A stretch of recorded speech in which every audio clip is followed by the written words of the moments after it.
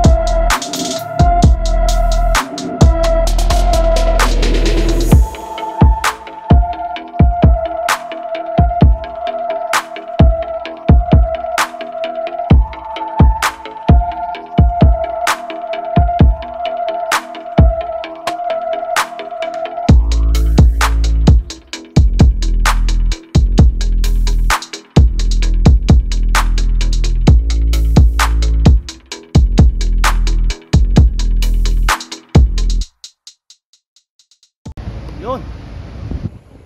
Parang ang kinis ng mukha ko. Diba? Okay. Alright. So, again, my name is Carl.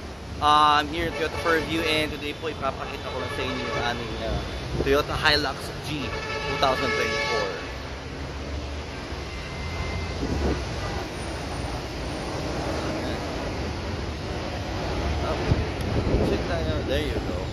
So, this is your Hilux G po, no? 2024, so you will have automatic and manual transmission options. It will have a 2.4 diesel engine, okay, 4x2 lang po, okay. Tingnan natin, no? So mukha siyang Conquest, di ba? Yan yung bago sa kanya. O, check natin, okay. There you go. Okay. So dito po tayo sa harap. There you go, sa grill. You will see, no, halos parang bagay, same as type ng grill ng ito eh, ng G-Mo, no? Pero pagdating sa headlamps mo, pareho po ng Conquest. You have an auto leveling LED headlamps, no? Line guide, you will have one. Meron kong fog lamps, no? LED rin. Same type ng fog lamp bezel mo sa Conquest, ano? Bakit? Yun, no? Diretso siya hanggang over fender, di ba? So, yan ang nabago sa G-Mo, di ba? Mukha na siyang Conquest. Now, sa ating rim, you will have an 18 po ito na alloy rim. It will have a different design naman though compared to sa Conquest mo. Okay? Yeah. Okay. We have here chrome side mirror. Ito po, chrome handlebar, chrome, ginawa mong bisikleta, chrome door handle, tapos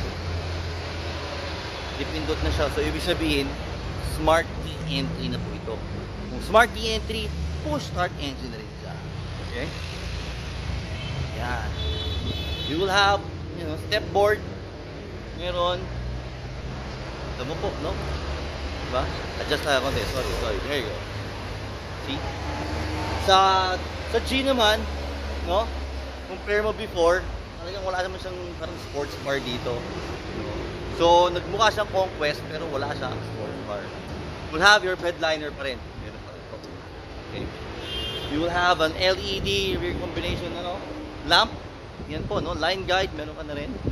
Meron na rin po siyang backup sensor, backup camera, and tailgate assist, meron dito. Para hindi masyado mabigat. Para pag binuksan mo. Yan, diba? At sa kamay, pwede. Now, ito po, here.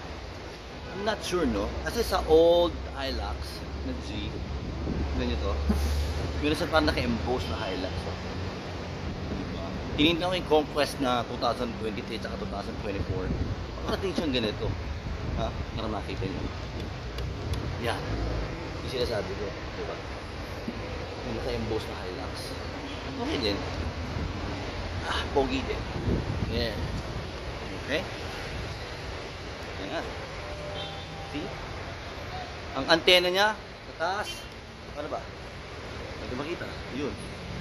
Ang antena nito, pole type pa eh. So, hindi po siya yung fin type antenna.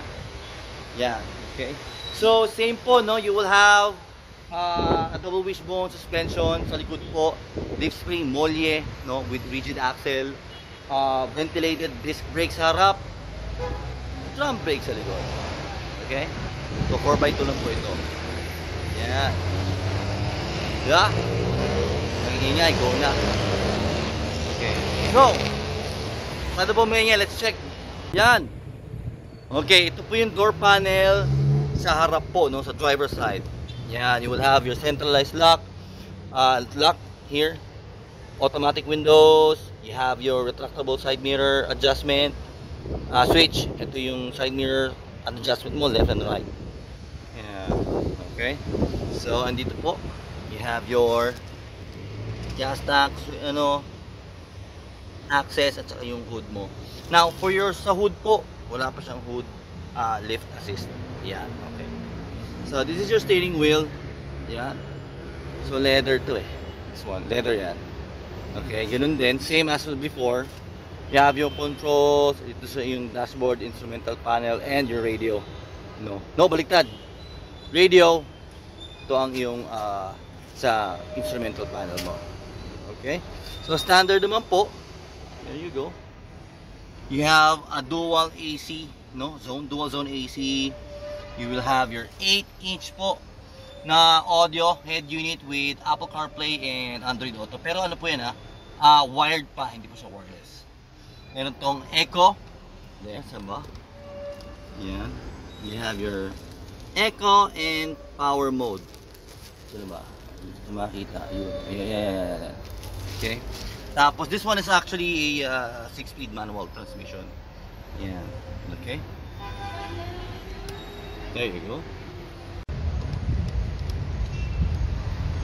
Okay. So, yun ang mga changes niya, no? So, malaki din ang pinagbago sa itsura niya. Pero performance, same din naman. Engine, same. Axle, suspension, disc brake, same pa naman siya, no? So from old price ng 1,379,000, yung bagong presyo po ito is 1,460,000 na po siya. Okay? So your Hilux G 4x2 ATMP 2024, you will have an option for super white color, dark blue, black, gray, and silver. Okay?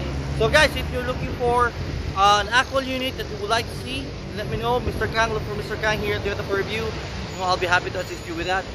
Quotation po, lahat, details, contact nyo lang po. PM lang po kayo o tawag lang po, no? And I'll be happy to provide you all the details. And hopefully, sana po, kita-kita tayo sa Toyota for review and kapag-release tayo ng bagong Hilux G 2024. Please support my channel, support Toyota for review, and visit us po here. Okay. Thank you for watching.